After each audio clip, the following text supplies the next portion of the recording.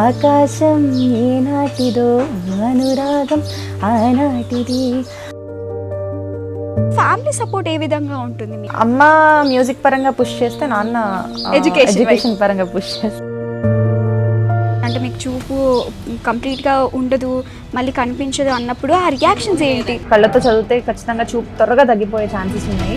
So blind స్కూల్లో join చేయండి అంటే బ్లైండ్ స్కూల్లో జాయిన్ చేశారు మా అమ్మ వాళ్ళు.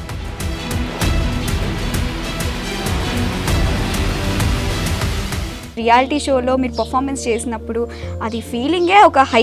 నేను గ్లామర్ వండి వచ్చేసా స్వర్గం నుండి, స్వింగ్ జరా స్వింగ్ జరా స్వింగ్ జరా స్వింగ్ జరా స్వింగ్ జరా స్వింగ్ జరా స్వింగ్ జరా స్వింగ్. సో చూపు తీసుకెళ్ళిన దేవుడు మనకి గొంతు అంతే ఎంత అమృతం లాగా ఇచ్చాడంటే, కంటేనే అమ్మని అంటే ఎలా, కడుపు తీపి లేని అమ్మ బొమ్మే కదా, రాతి బొమ్మే కదా. నెక్స్ట్ టార్గెట్ ఏంటి? ఏమన్నా గోల్ పెట్టుకున్నారా? యా, ప్రొఫెషనల్ వచ్చేసి సెంట్రల్ గవర్నమెంట్ సెక్టార్లో మంచి జాబ్ కొట్టాలి. సో మా నాన్నని హ్యాపీ చేయాలి ఖచ్చితంగా ఈ విషయంలో. హాయ్, హలో, నమస్తే, వెల్కమ్ టు ఏబిఎన్ ఆంధ్రజ్యోతి. నేను శ్రావణి. ఈరోజైతే మనతో ఒక స్పెషల్ గెస్ట్ ఉన్నారు, వారితో మాట్లాడదాము. తను ఎవరో కాదు, మౌనిక. తను తెలుగు ఇండియన్ ఐడల్లో కాంపిటీషన్లో ఎన్నో పాటలు పాడేసి ఎంతోమంది అభిమానులను తన వైపు తిప్పేసుకుంది. సో తనతో మాట్లాడేసి మరెన్నో విషయాలు తెలుసుకుందామా? నమస్తే మౌనిక గారు. హాయ్ అండి, nice to meet you. Super అండి, మేమైతే చాలా బాగున్నాం. మీరు కలిసినందుకు చాలా హ్యాపీగా అనిపిస్తుంది. సో తెలుగు ఇండియన్ ఐడల్కి మీరు వెళ్ళారు కదా, మీకు ఎలా అనిపించింది అక్కడికి వెళ్ళగానే? ఫెల్ట్ సో హ్యాపీ అండి. సో తెలుగు ఇండియన్ ఐడల్ అనేది చాలా పెద్ద ప్లాట్ఫామ్ అనమాట తెలుగు ఇండస్ట్రీ మొత్తం రియాలిటీ షోస్లో. So I felt so happy. నేను ఫస్ట్ ప్లాట్ఫామ్ కూడా నా తెలుగు ఇండియన్ ఐడల్. నేను రియాలిటీ షోస్కి ఎప్పుడు వెళ్ళలేదు. సో ఈ తెలుగు ఇండియన్ ఐడల్కి వెళ్ళడం, Karthik sir, Thaman sir and Nithya ma'am was very you know kind and చాలా బాగా రిసీవ్ చేసుకున్నారు, చాలా బాగా మాట్లాడారు. Okay, felt so happy audition ఇచ్చాక. సో ఎలా స్టార్ట్ అయింది మీ జర్నీ? అసలు ఈ సింగింగ్ కెరియర్ని మీరు చూస్ చేసుకున్నప్పుడు సో మీకు ఎలా అనిపించింది? ఆ సింగింగ్ జర్నీ ఎలా స్టార్ట్ అయింది? ఎప్పుడు స్టార్ట్ చేశారు? బేసిక్గా మ్యూజిక్ జర్నీ అనేది నాకు అమ్మ దగ్గర నుంచి మొదలైంది అనమాట. ఓకే, మామూలుగా చిన్నప్పుడు సాంగ్స్ అందరం పాడతాం, కామన్ కదండి. తర్వాత అమ్మ దాన్ని గుర్తించారు, నీకు వాయిస్ చాలా బాగుంది, చాలా బాగా పాడగలుగుతున్నావు, ఖచ్చితంగా మనం మ్యూజిక్ క్లాసెస్కి వెళ్ళాలి అని చెప్పి తనే ఓన్గా మ్యూజిక్ క్లాసెస్కి నన్ను తిప్పేవారు. గంట జర్నీ ఉండేదండి మా ఇంటి నుంచి. ఓకే, ఇక్కడ నుండి అక్కడి వరకు. యా, మేము అప్పుడు బంజారా హిల్స్లో ఉండేవాళ్ళం. సో అక్కడ నుంచి రేతిబోలికి వెళ్ళడానికి అలా టైం తీసుకునేది. అండ్ మేము అలా మ్యూజిక్ క్లాసెస్కి వెళ్ళి ఒక 1 year ప్రతిమా శశిధర్ గారి దగ్గర మ్యూజిక్ నేర్చుకున్నాను అనమాట, Carnatic music. And after that Komanduri Ramachari sir దగ్గర లైట్ మ్యూజిక్ నేర్చుకున్నాను. తర్వాత నా ఇంటర్మీడియట్ వచ్చేసరికి ఆగిపోయాను అనమాట, డ్యూ టు ఈ హాస్టల్ ఇవన్నీ చెప్పేసి ఆగిపోయాను. అండ్ అందుకే ఆ మ్యూజిక్ కెరియర్ అయితే ఏమీ ఆపేయలేదు, కానీ మ్యూజిక్ నేర్చుకోవడం ఆపేశాను. బట్ అయినా కానీ నేను ప్రాక్టీస్ చేస్తూ ఉంటా. అండ్ ఆ ఇంట్రెస్టే నన్ను ఇండియన్ ఐడల్ దాకా తీసుకెళ్ళింది. ఓకే, అంటే చదువుతో పాటు ఇది ఈక్వల్గా వెళ్తూ వచ్చింది. ఖచ్చితంగా ముమ్మాటికి అండి అది మాత్రం. ఓకే, సో మీరు ఫస్ట్ నేర్చుకునేటప్పుడు మీకు బ్రెయిన్ లీదే నేర్చుకున్నారా మ్యూజిక్ కూడా, లేకపోతే నార్మల్గా వింటూ నేర్చుకున్నారా? బ్రెయిలీ అంటూ ఏం లేదు. ఫస్ట్ స్టార్టింగ్ బేసిక్స్ వచ్చేసి సరిగమప ఇవన్నీ మాత్రం కొంచెం బ్రెయిలీలో రాసుకున్నాను. తర్వాత మళ్ళీ నాకు అది అలవాటు అయిపోయాక రికార్డింగ్స్ అనేది మాకు మేడం చేసి ఇచ్చేవాళ్ళు రికార్డింగ్ నాకు. సో ఆ రికార్డింగ్ ద్వారా వింటూ నేర్చుకున్నాను అనమాట. అంటే ఇప్పుడు మీరు ఆల్మోస్ట్ రీచ్ అయిపోతున్నారు, ఎందుకంటే ప్యాషన్తో చేస్తే, డెడికేటెడ్గా చేస్తే మనం అనుకుంది సాధిస్తాము, లేకపోతే మనం ఆ లక్ష్యం వైపు ఉంటామని. మీరు అది సక్సెస్ అయినట్టేనా? అంటే మీ అంచనా ప్రకారం, అంటే మీరు అనుకుంటారు కదా ఇది మా టార్గెట్ అని, ఆ టార్గెట్ రీచ్ అయ్యారా? బేసిక్గా ఏంటంటే నేను ఇంకా 0.1 లెవెల్లోనే ఉన్నాను నిజానికి చెప్పాలంటే. సో చాలా నేర్చుకోవాలి, ఇంకా చాలా సాధించాలి, చాలా వాటిలలో పార్టిసిపేట్ చేయాలి, చాలా మూవీస్లో పాడాలి, ఇంకా బోల్డ్ అంత ఉంది నేను రీచ్ అవ్వడానికి. సో ఇప్పుడైతే ఫస్ట్ స్టెప్ ఇంకా వేయాలి అనమాట. ఓకే, మీరు ఇండియన్ ఐడల్లో అన్నారు కదా నా జీవిత ఆశయం అంటే ఒక మూవీలో కానీ ఏదైనా పాట పాడాలని, అలాంటి అవకాశాలు ఏమైనా వచ్చాయా? ఇప్పుడు రీసెంట్గా ఒక మూవీ ఛాన్స్ వచ్చిందనమాట. Okay, congratulations. Thank you so much అండి. సో ఆ మూవీలో నెక్స్ట్ ఆ మూవీలో పాడాక ఆ మూవీ కంటిన్యూ చేయాలన్నమాట. Okay, all the best. మంచిగా ఇలాగే సక్సెస్ రావాలి, ఇంకా ఎన్నో పాటలు పాడాలి. అయితే మీ ఫస్ట్ కెరియర్ స్టార్ట్ అయ్యేటప్పుడు మీరు చూస్ చేసుకున్న పాటలు ఏంటి? అంటే ఇది ఆడిషన్కి ఇది ఇచ్చాను అని అంటారు కదా, ఫస్ట్ పాట ఏం పాడారు?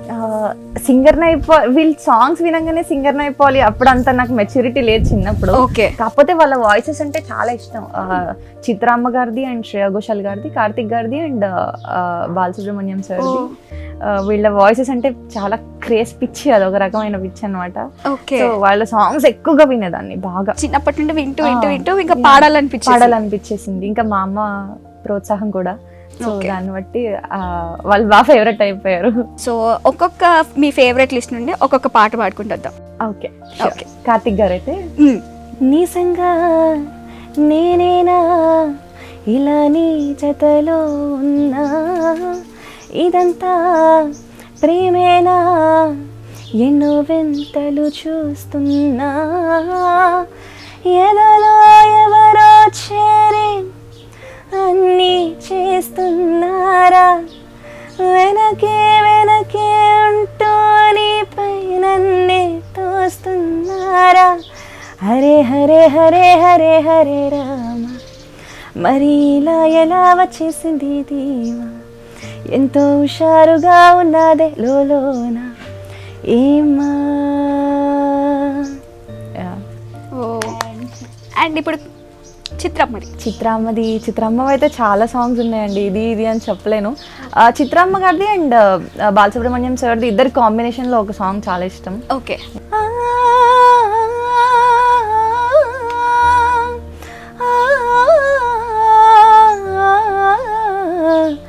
కంటిని అమ్మని అంటే ఎలా, కరుణించి ప్రతి దేవత అమ్మే కదా, కన్నా అమ్మే కదా, కంటిని అమ్మని అంటే ఎలా, కడుపు తీపి లేని అమ్మ బొమ్మే కదా, రాతి బొమ్మే కదా. ఓకే. సో శ్రేయా ఘోషల్ సాంగ్లో ఒక మీరు పాట పాడారు, తలచి తలచి చూసి. నాకు ఆ సాంగ్ అంటే ఇంత ఇష్టము, నా కోసం ఒకసారి ఆ పాట పాడతారా? ఓకే. తలచి తలచి చూస్తే తరలి దారికి వస్తా, నీకై నేను బ్రతికే ఉంటిని, హో నీలో నన్ను చూసుకుంటిని, తెరచి చూసి చదువు వేళ కాలిపోయే లేఖ రాసా, నీకై నేను బ్రతికే ఉంటిని, ఓ నీలో నన్ను చూసుకుంటిని. ఆహా, అలా తీసుకెళ్ళిపోయారు మీరు. ఎంత బాగుందో, వింటూ వింటూ అలాగే ఉండిపోవాలనిపిస్తుంది, ఇంకా పాటలు పాడితే బాగుండి ఇంకా వినాలనిపిస్తుంది. సో అంత బాగా నచ్చుతుంది, అంత ఇదిగా పాడుతున్నారు. సో ఇంకేమన్నా నెక్స్ట్ ఇలా చేయాలి, నెక్స్ట్ టార్గెట్ ఏంటి, ఏమన్నా గోల్ పెట్టుకున్నారా సింగింగ్లో? గోల్ అంటే ప్రత్యేకంగా ఏం లేదు, మంచి మూవీస్లో పాడాలి. సో నా వాయిస్ అందరికీ రీచ్ అయితే చాలండి, అంతకుమించి ఏం లేదు. అంతేనా? ఓకే. ఇప్పుడు ఇది కాకుండా ప్యాషన్తో చేస్తున్నారు ఇది, సో ప్రొఫెషనల్గా ఇంకేమైనా ఎంచుకున్నారా? ప్రొఫెషనల్ వచ్చేసి సెంట్రల్ గవర్నమెంట్ సెక్టార్లో మంచి జాబ్ కొట్టాలి. నాకు అడ్మినిస్ట్రేటివ్ లెవెల్ అంటే చాలా ఇష్టం అన్నమాట. సో ఆ లెవెల్లో ఖచ్చితంగా పోస్ట్ కొట్టాలి, ఆ లెవెల్లో జాబ్ సాధించాలి అనే ఒక గోల్ అనమాట ప్రొఫెషన్ వైజ్గా. సో మా నాన్నని హ్యాపీ చేయాలి ఖచ్చితంగా ఈ విషయంలో. ఓకే. సో అమ్మ కోరిక మేరకు అయితే ట్రై చేస్తున్నారు, ఇప్పుడు డాడీ కోరికని తీరుస్తున్నారు, అయితే బ్యాలెన్స్ చేస్తున్నారు. ఓకే. సో మీ ఫ్యామిలీ బ్యాక్గ్రౌండ్ ఏంటి, ఎక్కడి నుండి మొదలుకున్నారు? మీ ప్రాపర్ ఇక్కడ? మాది ఖమ్మం అనమాట, నాన్నగారిది ఖమ్మం. తర్వాత నేను పుట్టాక ఇంకా నా చూప్ కోసం అని చెప్పి హైదరాబాద్ వచ్చేసాం. సో ఇప్పుడు ఇక్కడే ఉంటున్నాం హైదరాబాద్లో, నేను డాడీ మమ్మీ అన్నయ్య. ఓకే. సో హైదరాబాద్ మొత్తం ఇక్కడే సెటిల్ అయిపోయారా? సెటిల్ అయిపోయాము. సో మీకోసం వచ్చేసారు మొత్తం ఫ్యామిలీ? అవునండి. ఇప్పుడు నెక్స్ట్ ఈ గవర్నమెంట్ జాబ్స్కి కాంపిటీషన్ ఫుల్ హెవీగా ఉంటుంది కదా, సో వాటి కోసం ప్రిపేర్ అవుతున్నారా మరి? అవుతున్నానండి, ప్రిపేర్. ఓకే. అంటే జనరల్గా మీరు ప్రొఫెషనల్గా మంచి చదువుకుంటున్నారు, ఓకే, సింగింగ్లో మంచిగా ఇండియన్ ఐడల్ వరకు వెళ్ళారు, ఇంకా కొత్తగా ఛాన్సెస్ కోసం వెయిట్ చేస్తున్నారు, ఓకే, ఈ రెండు ప్రొఫెషనల్గా చూసుకుంటున్నారు, ఒకటి ప్యాషన్ ఒకటి ప్రొఫెషన్. అది కాకుండా క్రికెట్ అని విన్నాను, ఏంటి అసలు క్రికెట్ మీరు ఎలా ఆడుతున్నారు, అసలు ఆ ఆలోచన మీకు ఎలా వచ్చింది? బేసిక్గా ఏంటంటే ఆ క్రికెట్ అంటే మామూలుగా మాకు స్టేట్ లెవెల్లో బ్లైండ్ క్రికెట్ అని ఒకటి స్టార్ట్ చేశారనమాట. నేనేం పెద్ద ఇంట్రెస్ట్ చూపించలేదు, బట్ మా ఫ్రెండ్స్ ఫోర్స్ చేశారు, నువ్వు ఆడపోయినా పర్లేదు బట్ జస్ట్ మాతో పాటు వచ్చి కూర్చో, నువ్వు చూడు నీకు నచ్చితే ఆడొచ్చు లేకపోతే లేదని అన్నారు. ఓకే. సో నేను కూడా ఖాళీగా ఉండి ఏం చేస్తాంలే వెళ్దామని వెళ్ళాను అనమాట. అలా సరదాగా వెళ్ళాను. వెళ్ళాక ఇంకా నేను కూడా ఆడాను, చాలా బాగా ఆడాను. ఫస్ట్ అటెంప్ట్లోనే వాళ్ళు ఒక 2-3 టైమ్స్ అలా నేర్పించాక చాలా చాలా బాగా ఆడాను. క్విక్ గ్రాస్పింగ్ పవర్ ఉంది అయితే మీకు. సో అంతే, అలా అనుకోవచ్చు. సో అలా ఆడాక వాళ్ళు చెప్పారనమాట, అక్కడున్న ఆ కమ్యూనిటీ మొత్తం చెప్పారు, చాలా బాగా ఆడుతున్నావు, సో కంటిన్యూ చేయి, నీకు చాలా లైఫ్ ఉంటుంది మంచిగా ఆడితే అని అన్నారు. అండ్ నాకు కూడా ఇంట్రెస్ట్ పెరిగింది, భలే ఉంది క్రికెట్ ఆడితే బాగుంటుందన్న ఒక ఇంట్రెస్ట్ పెరిగింది. సో అలా నేను ఆడి 2 నేషనల్స్ ఆడామన్నమాట తెలంగాణ తరపున.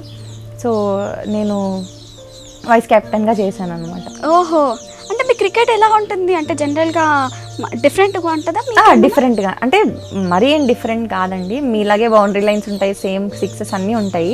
కాకపోతే ఏంటంటే మీరు క్రికెట్ గాల్లో ఆడతారు కదా, బాల్ గాల్లో వదిలేస్తారు. మాదేంటంటే మా క్రికెట్ బాల్లో సౌండ్ ఉంటుంది అనమాట, some kind of cherries pulse ఉంటాయి దాని లోపల. సో అవి ఏంటంటే బాల్ రోల్ అయినప్పుడు సౌండ్ వస్తుంది కింద. సో ఏంటంటే అవతల వాళ్ళు ఇప్పుడు బౌలర్ ఎవరైతే ఉన్నారో ఆ బౌలర్ బాల్ బ్యాట్స్మెన్ సైడ్ వేసినప్పుడు ఆ సౌండ్ విని, ఆ బాల్ ఎట్ సైడ్ వస్తుందో ఎగ్జాక్ట్గా సౌండ్ విని మనం బాల్ హిట్ చేయాలి. ఓన్లీ సౌండ్ త్రూ సౌండ్ అంతే. ఓకే. జనరల్గా మేము ఆడితే క్రికెట్ ఏంటంటే వాళ్ళు వేసేది మాకు కనిపిస్తుంది, సో ఎంత కొట్టాలి ఎలా కొట్టాలనే ఒక ఐడియా వస్తుంది. కరెక్ట్. కానీ మీకు ఒక జస్ట్ కనిపించదు, అండ్ ఆ సౌండ్ వినాలి, క్యాప్చర్ చేసుకోవాలి, ఆ సౌండ్ని కాన్సన్ట్రేషన్గా ఉండాలి మళ్ళీ ఆ టైంలో. కరెక్ట్. సో ఎలా అనిపించింది క్రికెట్ ఆడడం అంటే అదొక క్రేజ్, చాలా బాగా అనిపిస్తుంది. వాళ్ళు మనల్ని చీర్ చేసే విధానం కూడా చాలా బాగుంటుంది, అందుకే నాకు ఎక్కువ ఇంట్రెస్ట్ అనమాట. సో మనకి బేసిక్గా స్టార్టింగ్లో కొంచెం ఇబ్బంది అనిపించిన క్రికెట్ ఆడడం, అంటే బ్లైండ్ క్రికెట్ ఆడడం, మెల్లమెల్లగా అలవాటు అయిపోద్ది, కాన్సన్ట్రేషన్ లెవెల్స్ కూడా పెరుగుతాయండి. సో అందుకే క్రికెట్ ఆడుతున్నాను. లాస్ట్లో నాకు ఒక మంచి సాంగ్ వినాలనిపిస్తుంది. ష్యూర్. ఓకే. జడివాలే ప్రియా నన్నే చేరుకోమా, శృతి మించుతోంది దాహం, ఒక పాన్పుపై పవళెత్తా, కసి కసి బంధాలెన్నో ఎన్నో కాసి నన్ను జయించుకుంటే నేస్తం, నా సర్వస్వం అర్పిస్తా, ఎన్నటికీ మాయదుగా చిగురాకు తొడిగే ఈ బంధం, ప్రతి ఉదయం నిన్ను చూసి చెలరేగిపోవాలి దేహం, మనోహర నా హృదయముని ఓ మధువనిగా మలచినానంటర తీవర, అతే నెలనే ఓ తుమ్మెదవై తాగిపోమంట. సో ఇలాంటివి మరెన్నో స్టోరీస్ మీ ముందుకు తీసుకొస్తూ ఉంటాను. అంతవరకు చూస్తూనే ఉండండి ABN ఆంధ్రజ్యోతి.